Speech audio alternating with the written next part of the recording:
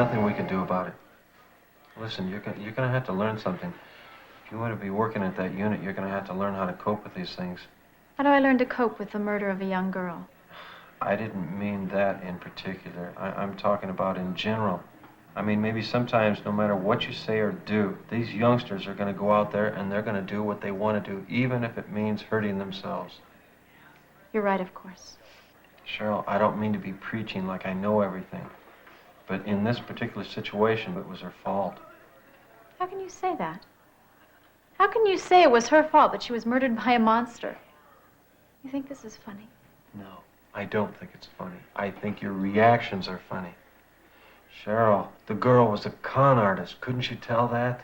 She went out into the street alone. She knew the dangers were there. She just figured she could go out and handle them on her own. I think she was a little surprised when she found out that she couldn't.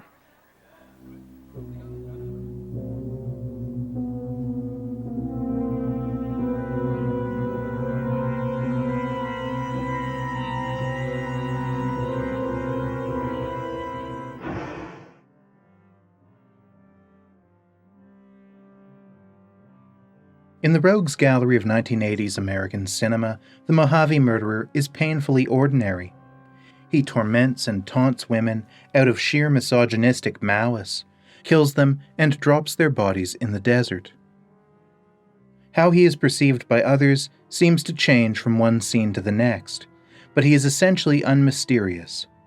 He is the anti-hero of MurderLust, Steve Belmont, a comical grotesque, interesting only for the lack of explanation for his crimes. He is unfixed, chameleonic, charming to some, to others a surly misanthrope, a predator. He is a man who idolizes nothing and nobody, but who pursues authority with calculating desire. Belmont is a security guard who has slithered into affable respectability in a voluntary position of authority as a Sunday school teacher at his local church. Pretty good likeness, don't you think? Such authority is easily and, for Belmont, eagerly abused as he trades off a mask of charm and cheer with petty venom. The film's title suggests something simmering and uncontrollable, but Belmont isn't driven by lust. On the contrary, he's in control until he isn't, compromised and exposed by his own sense of entitlement. His need for control is comprehensive, from his manipulation of fellow parishioners to his willful provocations and dismissive attitude towards customers and co-workers at his security job. When I got out of my car, he threw me up against my car. He physically Threw me up against the car. That's a lie. And he said, I hope someone like the Mojave Murderer gets you, you bitch. He's the kind of asshole who meets assholes everywhere he goes. The title, MurderLust, is merely sensational. What Belmont sets in motion and what will be his undoing is not guided by lust, but by the arrogance of a well-fed ego, matured in smug silence.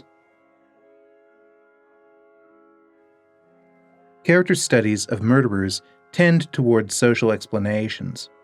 This is how mass culture copes with those crossed lines, taboos of murder, rape, pedophilia, to humanize, to empathize, to understand the ways that underlying traumas shape the worst traits of humanity. Filmmaker Donald M. Jones moves out of step with such storytelling, for even though the sole perspective of MurderLust is that of Steve Belmont, moonlighting strangler, the film affords Belmont no psychological explanation because it so much as admits that he's incapable of introspection. He never reveals underlying wounds, even through ironic admissions. He makes no admissions at all. The closest he comes to this is when he tells a prostitute that her child couldn't help being born, implying that the concept of original sin plays a role in his hatred of women. This statement's made in the opening scene of the film, but is never mentioned again. What is the social explanation for the Mojave Murderer? He is an exemplar of self-absorption and loathing. He kills women because he hates women. He hates men, too, but his hatred for men manifests only through sneering superiority. I don't know why I put up with this stinking job anyway. I got a college degree, which is a lot more than you got. Belmont is a Teflon Superman with a god complex, whose front masks not some craven, shameful need, some uncontrollable impulse, some murderlust, but rather the predatory mirror of his respectability, that is, an aspiration to total mastery.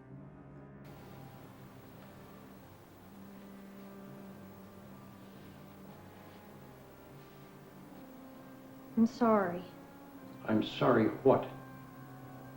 I'm sorry, Mr. Belmont. That's all right, Debbie. As long as you always remember who is in control, you'll stay out of trouble. Bigger than yours. Ship sailed in and the ship sailed out.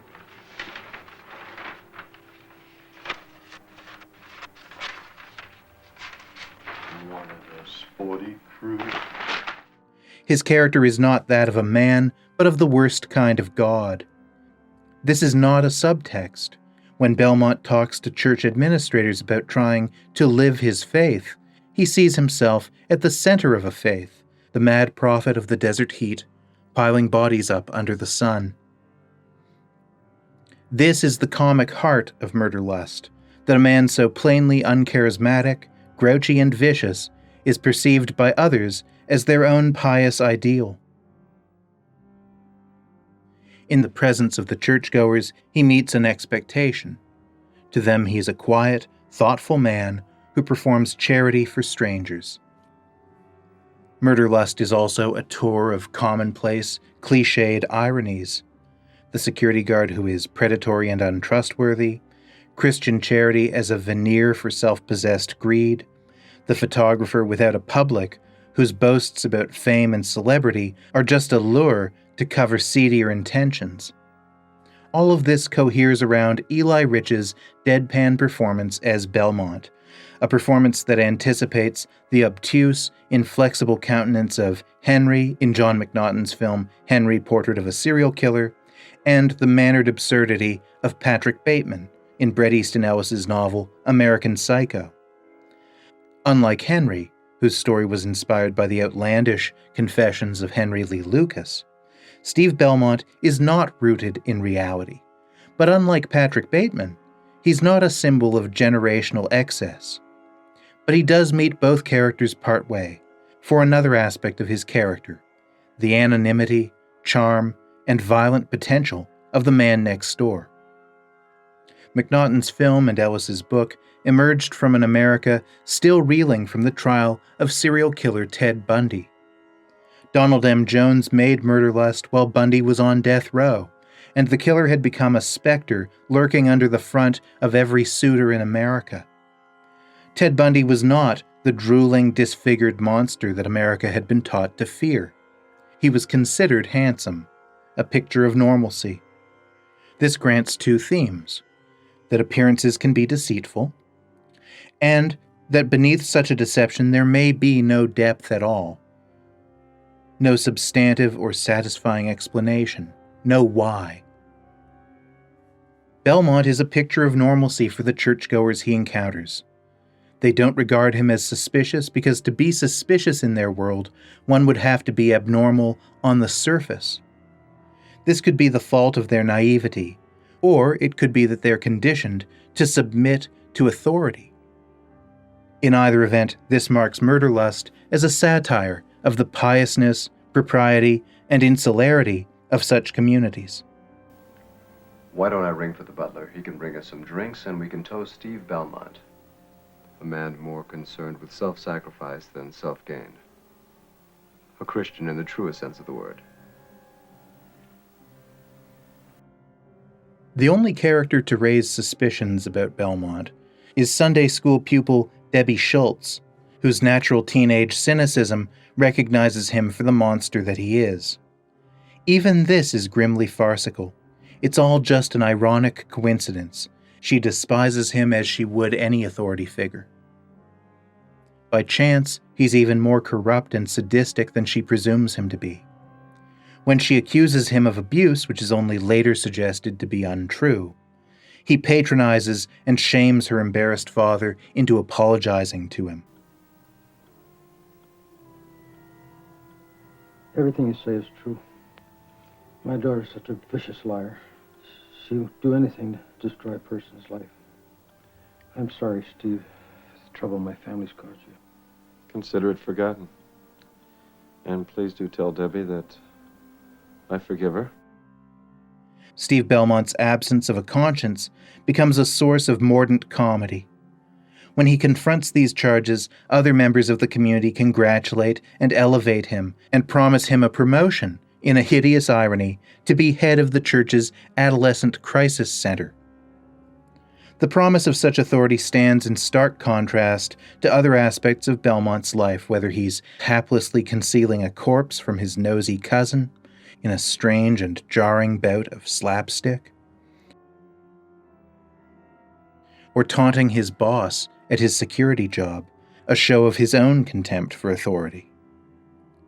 As a black comedy, MurderLust operates entirely in relation to the concept of authority. Here, domination is never just. Authority can only be a magnet for sheep or a monster's truncheon. Belmont's evil wit rests uncomfortably against the film's sadistic murder sequences. Is it a matter of intention or coincidence that actor Eli Rich's gruff delivery has a mordant humor of its own, drifting between a flat affect and whispered confidences? Eli Rich would go on to play a similar role in Jag Mundra's The Jigsaw Murders, as a photographer who preys on pin-up models. But in that film, which is primarily a police procedural, Rich's performance of sneering duplicity is just a trope of the genre. In MurderLust, that same duplicity is the film's central and largely unchallenged perspective. The comedy of MurderLust is above all situational and farcical. This mixing of genres amplifies the film's unpredictability and gives Belmont's fate a tinge of irony, baking to death in the desert sun, paying for the gaffes of his hubris, less than a god and less than human.